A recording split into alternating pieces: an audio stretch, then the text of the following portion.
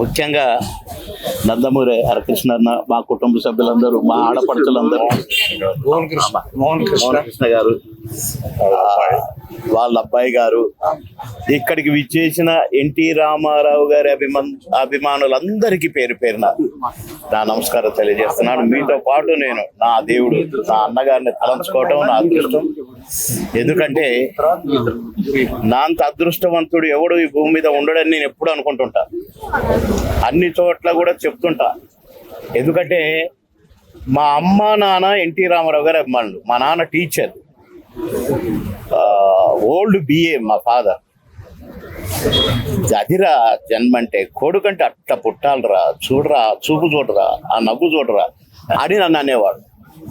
నేను ఎన్టీ రామారావు గారిని చూడమంటాడు ఏంటి, నేను బాగానే ఉన్నా కదా అనుకునేది. అలా అభిమానులు అయితే మా నాన్న అమ్మాలని బట్టి నేను ఎన్టీ రామారావు గారి అభిమాని చిన్నప్పటి నుండి, 3వ తరగతి నుంచి. అలాంటి నేను మా అమ్మ నాన్న ఏమంటా అన్నారో ఎన్టీ రామారావు గారిని కలుసుకోవడం జరిగింది.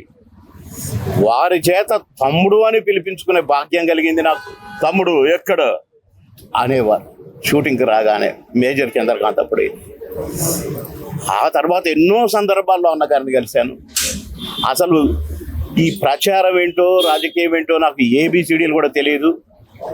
మా ఇంట వంట మా వంశంలో ఎక్కడ లేదు, అందరూ ఉద్యోగస్తులే. అలాంటిది తమ్ముడు నువ్వు చాలా బాగా మాట్లాడతావు, మీరు అక్కడికి వెళ్ళండి, వారి దగ్గరికి అని అన్నగారు నన్ను. నేనేంటి, ప్రచారం ఏంటి నీ మాట అని కంగుదిన్న ఒకరోజు మధ్యాహ్నం 3 గంటల వరకు అట్లే ఉన్నాను. తలసాని శ్రీనివాస యాదవ్కు ప్రచారానికి వెళ్ళమన్నారు నన్ను.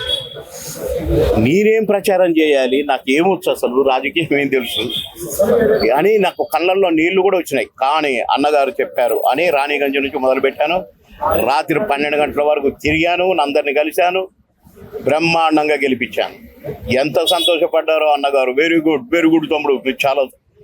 అలాంటి అన్నగారితో నటించే భాగ్యం, అలాంటి భాగ్యవంతున్నా నేను. అలాంటి అన్నగారి జన్మదిన వేడుకలు, 103వ జన్మదిన వేడుక జరగటం, నా నందమూరి కుటుంబ సభ్యులంతా ఇక్కడ ఉండటం, నా దేవుడి కుటుంబ సభ్యులు, చాలా సంతోషంగా ఉంది. మాట అంటే మాటే, చేతంటే చేతే. అన్నది సాధించాడు, అన్నది చేశారు. ఏదంటే అది. 2 రూపాయల కిలో బియ్యం అంటే 2 రూపాయల కిలో బియ్యం, 3 రూపాయల కిలో కొని గవర్నమెంట్ నుంచి 2 రూపాయల కిలో బియ్యం ఇచ్చేది. అప్పుడు నేను రేషన్ షాప్లో ఆఫీసర్గా ఇక్కడికి ట్రాన్స్ఫర్ అయినా. నేను ఇక్కడ ఇక్కడే మన యూసఫ్ కూడా దగ్గరే నా గోడౌన్ ఉండేది. అలా ఎన్నో చూశాను. అన్నగారి పార్టీలో చేరి ఎన్నో ప్రచారాలు చేశాను.